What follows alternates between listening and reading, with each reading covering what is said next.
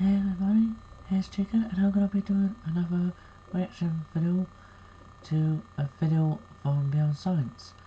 The video I'm reacting to is Travellers from Another World, The Green Children of Woolpit. I have heard of this, but I don't know much about it. But yeah, let's see who the Green Children of Woolpit are.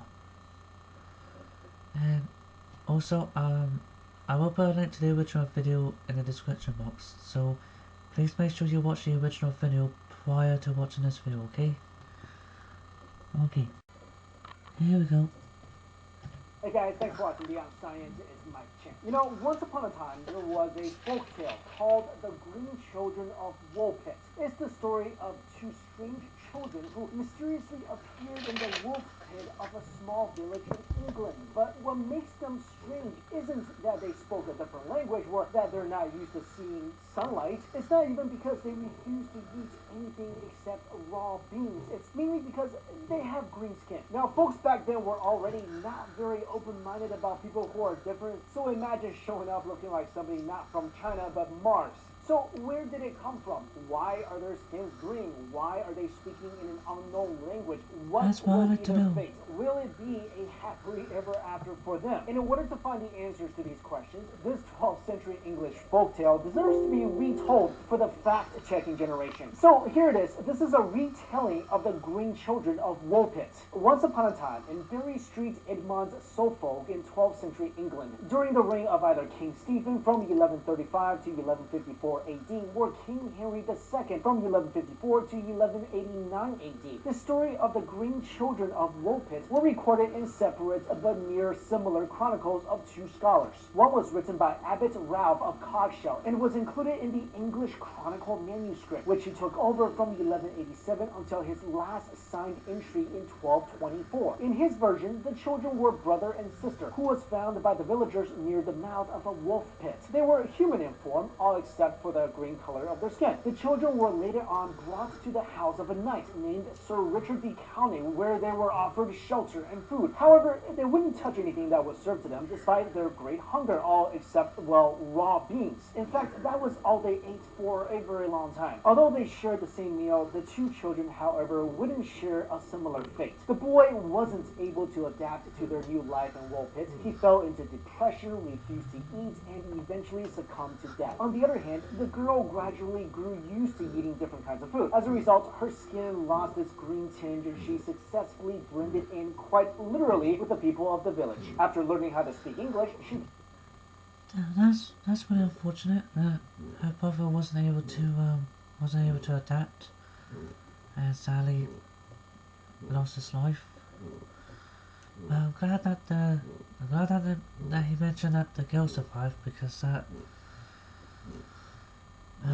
but that does seem like a bittersweet deal, if you ask me.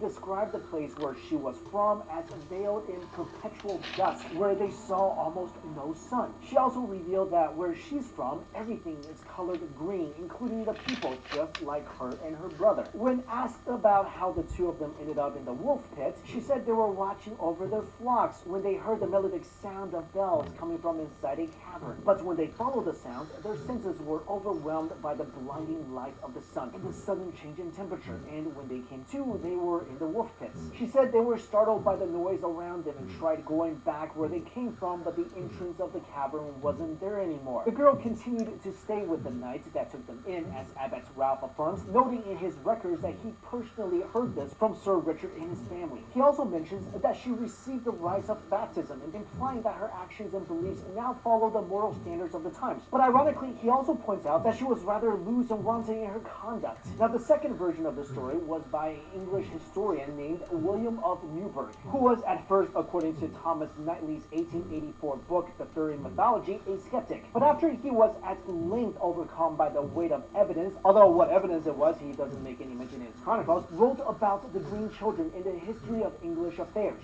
While Williams's version shares a lot of similar details with Abbot Ralph's, like the sudden appearance of the children, the boy That eventually getting would be sick and weird. dying, and the girl telling the villagers where they came from, there are a few details that either wasn't in the first version were entirely contradicts it. In Williams's records, the girls said they were from a twilight place called St. Martin's Land, named after their patron saint. She describes the place as having many churches with its residents of the Christian faith. She says that St. Martin's Land also doesn't receive much sunlight, but across the river they can see a very bright country. And after crossing the river and cutting through the dense forest, they found themselves at Woolpit. Also in this version, the girl got married. She married a man named Richard Barr, an ambassador of King Henry II. She changed her name to Agnes Barr and settled down in King's Lynn at Norfolk. However, some scholars refute this information, citing that the only Richard Barr in King Henry II's court was a former archdeacon who later on retired as a canon, which makes it highly unlikely that he ever married. But okay. So there's a couple of things that sort of contradict the whole story. So that's good to know.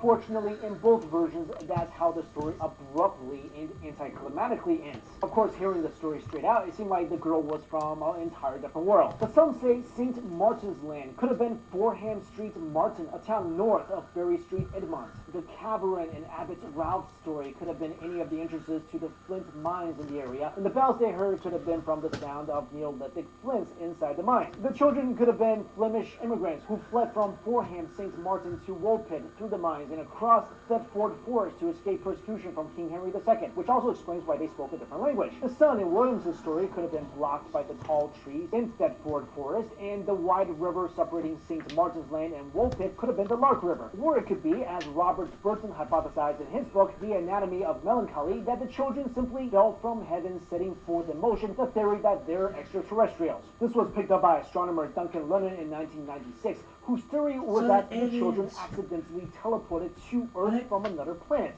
which would basically Why also did they explain the green alienate the color of people? their skin. But as fun as it is to find tangible pieces of evidence to prove that the folktale of the green children of Woolpit is real, it's also kind of fun deciphering the symbolisms used in this story. In literature, green is commonly used to describe two sides of the same coin. It can be used to describe sickness, as in when we say sickly green, but we can also use it to represent health and vitality, as in when we say fresh greens. In Celtic mythology, green is associated with the Green Man, a decorative archaeological motif used in pagan temples and later on also in medieval churches, who represents the cycle of life. Shakespeare used green to symbolize young love, as in the green pastorals of A Midnight Summer's Dream, or jealousy, as in the green-eyed monster in Othello. But at the end, all we can do is speculate whether the children were really from another world, or they were just green because they were malnourished. Because some say their green skin is simply explained away by chlorosis, which is often caused by poor diet and lack of nutrition, resulting in the reduced delivery of healthy red blood cells to the tissue, and that's why the girl's skin lost its green tinge as soon as she started eating other fruits aside from raw beans. But hey, unless we're able to invent a time machine, I guess we'll never know. I mean, at least for me, is it possible that they did come from another world? Do other worlds, other dimensions, alternate realities exist? Personally, I think so, but let me know what you guys think. Do you think the Green Children of Woolpit is just an overblown story? Or do you think they actually came from another world? Maybe Neverland? Anyway, let me know what you think in the comments. And I know I did this story before in a list style, but I had more information, so I kind of wanted to make a whole new video about it. So hopefully you liked it. Thank you again so much for watching. I'll see you later. Well, okay then, so there's a chance that the Green Children of Woolpit could be either one, children who were malnourished and needed to try and eat different types of food to become more healthy and survive, or two, they could be aliens from another planet, or three, or there could be an option 3 where the whole thing could have just been made up by some random person. But either way, you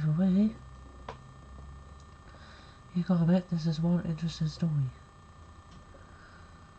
And anyway, I hope you enjoyed this reaction video.